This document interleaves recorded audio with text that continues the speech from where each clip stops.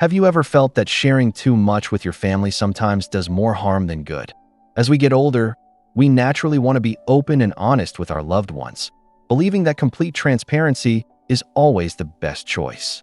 But the truth is, some things are better kept private, not out of secrecy, but out of wisdom.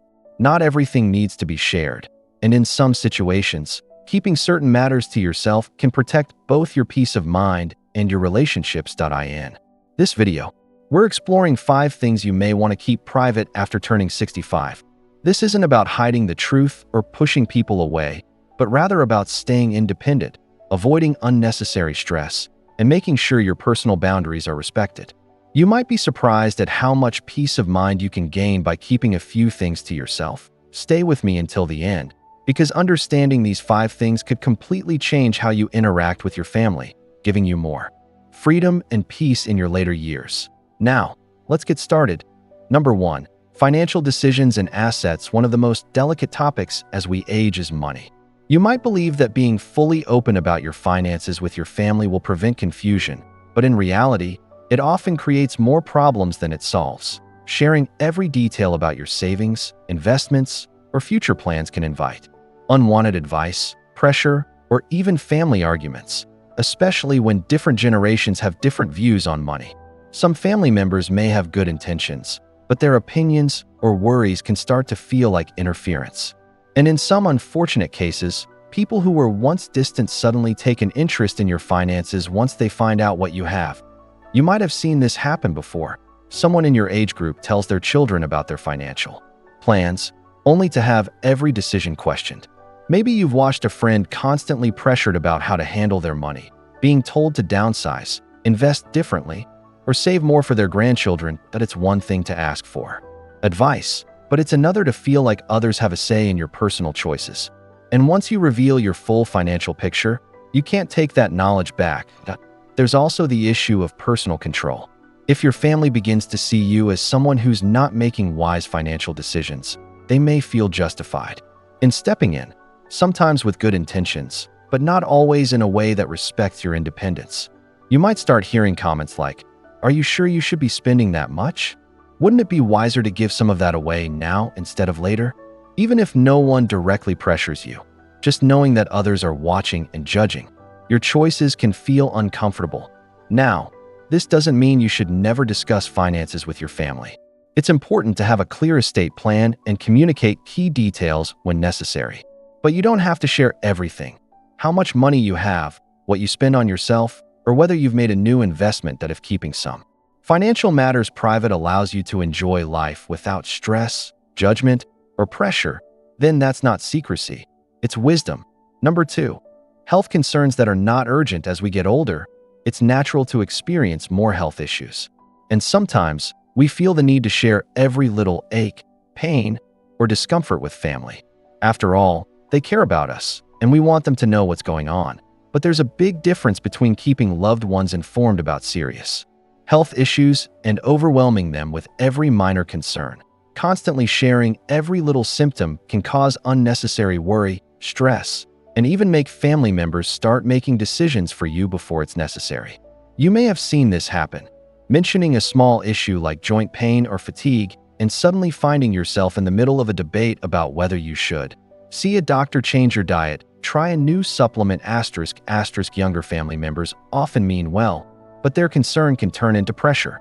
Before you know it, they're researching treatments, booking appointments, and making comments like, "You really need to take better care of yourself," as if you haven't been managing your own health for decades.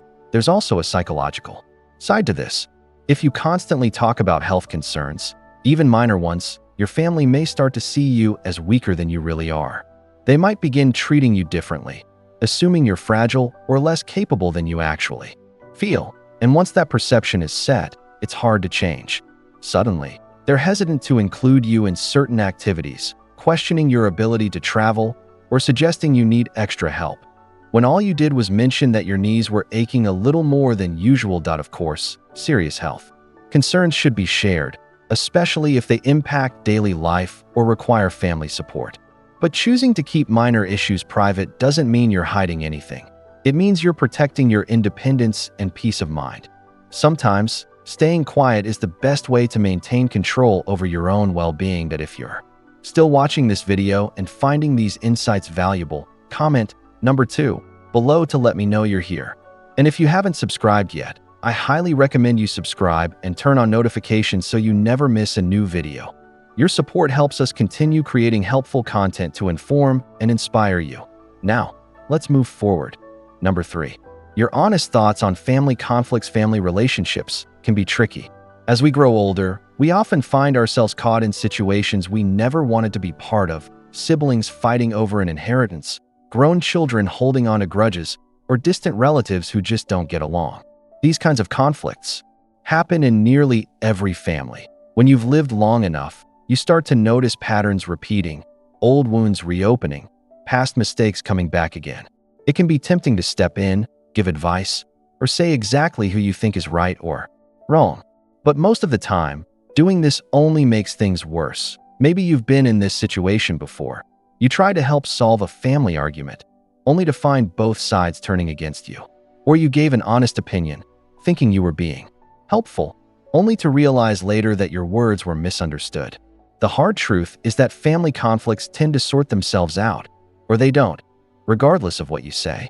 And when people finally move on, they often remember the hurtful things said in the heat of the moment. If you take sides or strongly express your views, you may find that even after the argument is long forgotten, the bitterness toward you remains. This is especially true when it comes to opinions about younger family members. Sharing what you really think about a son-in-law, a daughter's way of raising her kids, or a relative's life choices might feel like honesty in the moment, but those words can stick. People rarely forget when they feel judged or criticized, even if your intentions were good. What seems like helpful advice to you might feel like rejection to them, and that can create emotional distance that never quite heals. That's why one of the wisest things you can do after 65 is to practice selective silence. You don't have to agree with everything, and you don't have to pretend problems don't exist, but you also don't have to comment on every family issue. Sometimes, the best response is simply, "I hope things work out for the best," or "I trust you'll make the right decision." This way, you stay connected without getting pulled into drama that isn't yours to fix.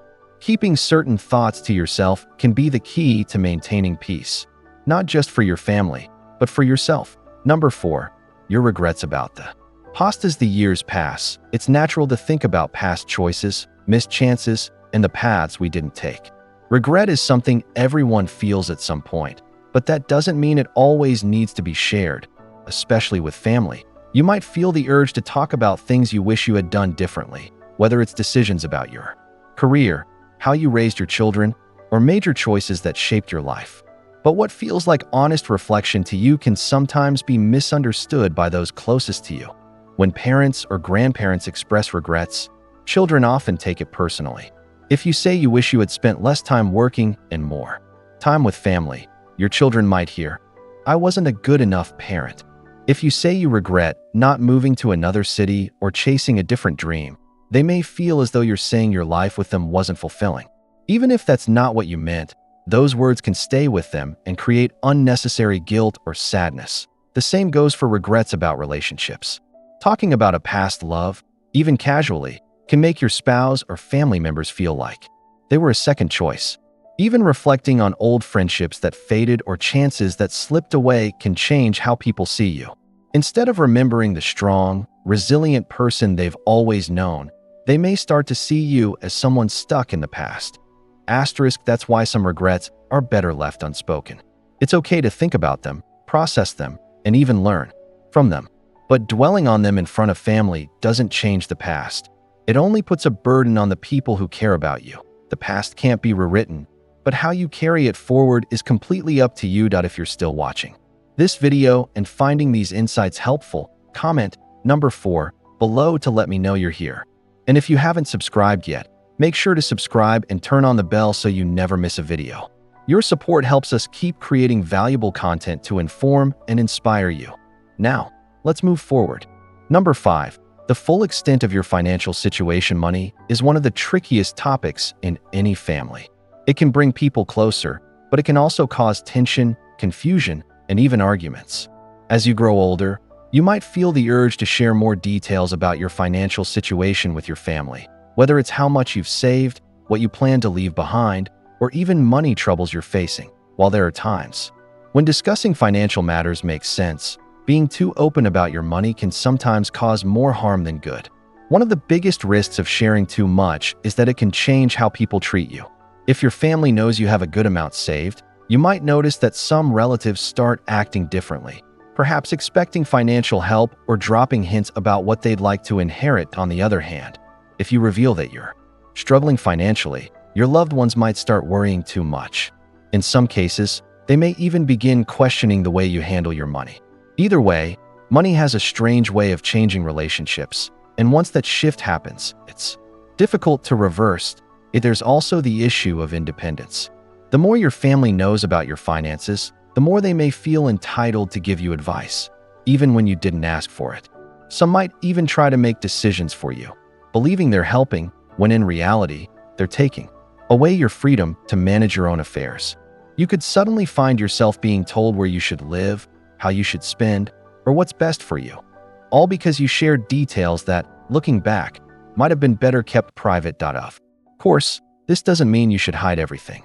If you have a trusted person, such as a financial advisor or someone handling your estate, it's wise to have your plans properly documented. But beyond that, the best approach is often to share only what is absolutely necessary and nothing more. Keeping certain details to yourself allows you to stay in control of your own financial future while avoiding unnecessary stress, tension, or unwanted advice. If you've ever noticed how conversations about money can change the way people interact, you already understand why this is something to be careful about. In the end, your finances are yours to handle, and keeping some details private helps ensure that your relationships with your family remain built on love and respect, rather than financial expectations. Final thoughts as we wrap up this video. Take a moment to think about the 5 things we've discussed. Keeping certain things private isn't about being secretive or distant. It's about protecting your peace, dignity, and relationships. Not everything needs to be shared, and sometimes, the smartest choice is knowing what to keep to yourself. Think about your own life. Have you ever shared something with family, only to later realize it changed how they saw you? Or maybe you held back from saying something and later realized it was the right decision. Wisdom often comes from experience, and as we get older, we learn that some things are best left unsaid. One of the great things about aging is that you gain a clearer sense of what truly matters: your peace of mind, your independence, and the strength of your relationships. Being careful about what you share allows you to stay in control of your life while keeping your connection strong. It's not about shutting people out. It's about preserving what makes those relationships meaningful. That we'd love to hear from you. Leave a comment below and share one thing you learned today and how you plan to use it in your life. Your thoughts matter to us, so don't hesitate to share them. Reading your comments motivates and inspires us. If you enjoyed this video and found it helpful, please like, subscribe, and share. Your support helps us continue making valuable content to inform and inspire you. Thanks for watching, and we look forward to seeing you in the next video.